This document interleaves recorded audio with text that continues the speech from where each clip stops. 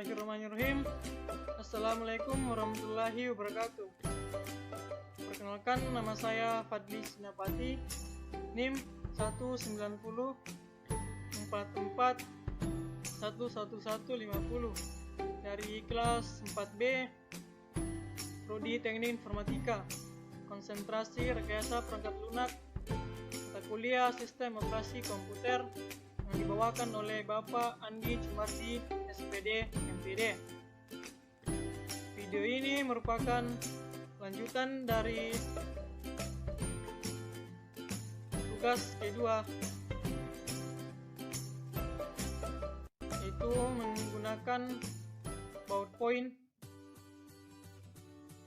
Untuk mengefisienkan waktu, langsung saja kita mulai.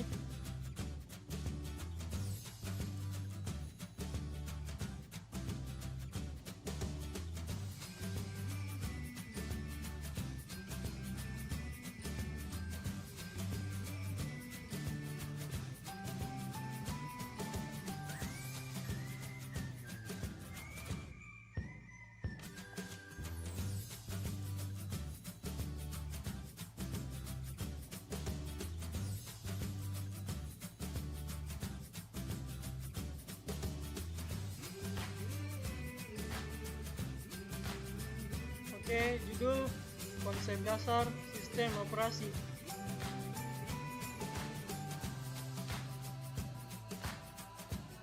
Sistem operasi, perangkat program yang mengelola sumber daya perangkat keras komputer dan menyediakan layanan umum untuk aplikasi perangkat lunak.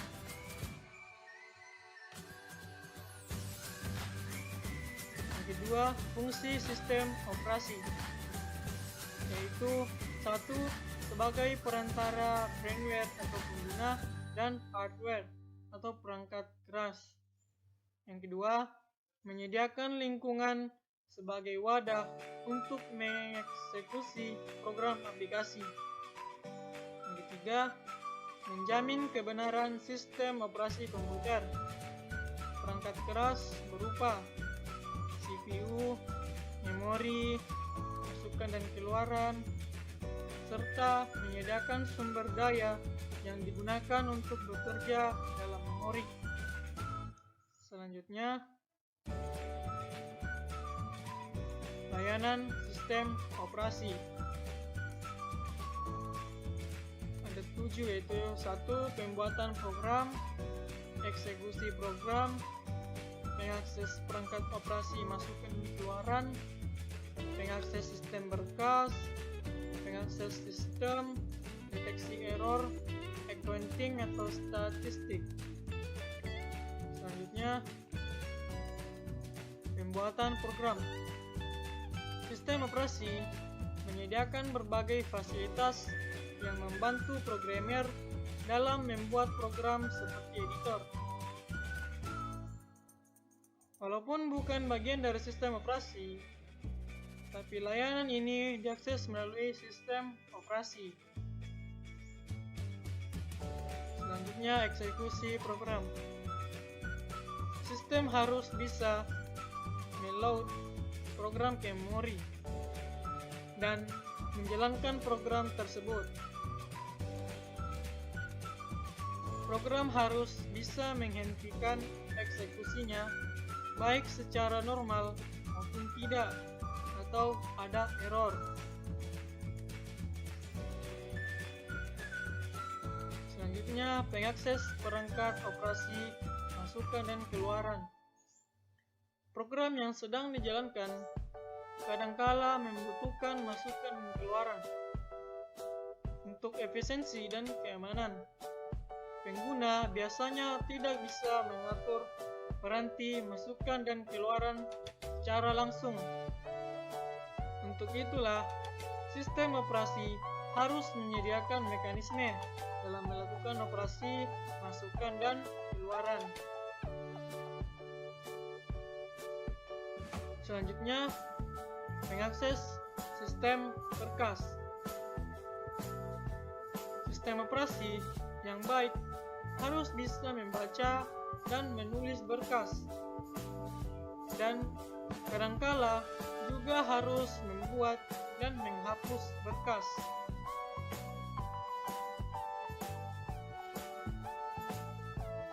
Selanjutnya, mengakses sistem. Mampu mengontrol seluruh sistem kerja sebuah komputer, sehingga tidak terjadi perebutan sumber daya saat menjalankan beberapa proses secara bersamaan.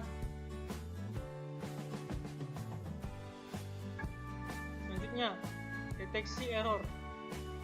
Sistem operasi harus selalu waspada terhadap kemungkinan error.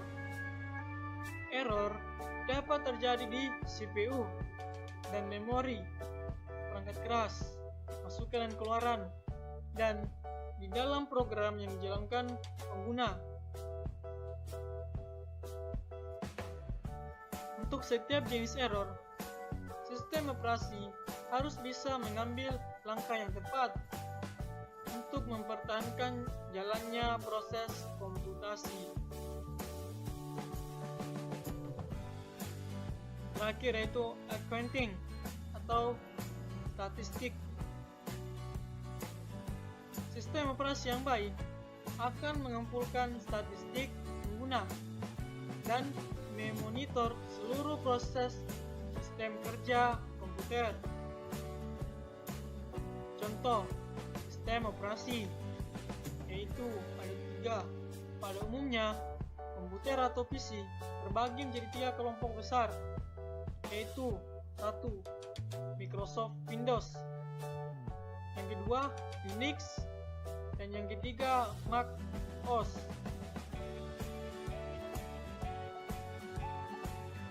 Selanjutnya, Microsoft Windows terdiri dari Windows Desktop Environment versi 1X hingga versi 3X,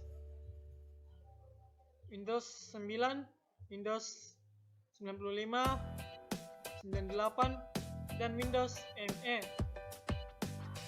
dan Windows NT, Windows NT 3X, Windows NT 40, Windows 2000, Windows XP, Windows Server 2003, Windows Vista, Windows Server 2008, Windows 7 atau 7, dan Windows 8. Selanjutnya yaitu Unix. Menggunakan antarmuka, sistem operasi POSIX, dan sistem seperti SCO Unix, keluarga BSD atau Berkeley Software Distribution, GNU atau Linux, Mac OS atau X berbasis kernel BSD yang dimodifikasi dan dikenal dengan nama Darwin, dan GNU atau Furt. Selanjutnya, terakhir yaitu Mac OS. Sistem operasi untuk komputer keluaran Apple yang biasa disebut Mac atau Macintosh.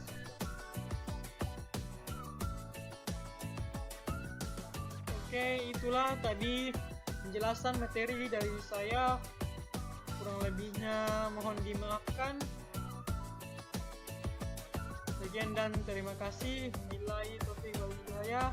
Assalamualaikum warahmatullahi wabarakatuh.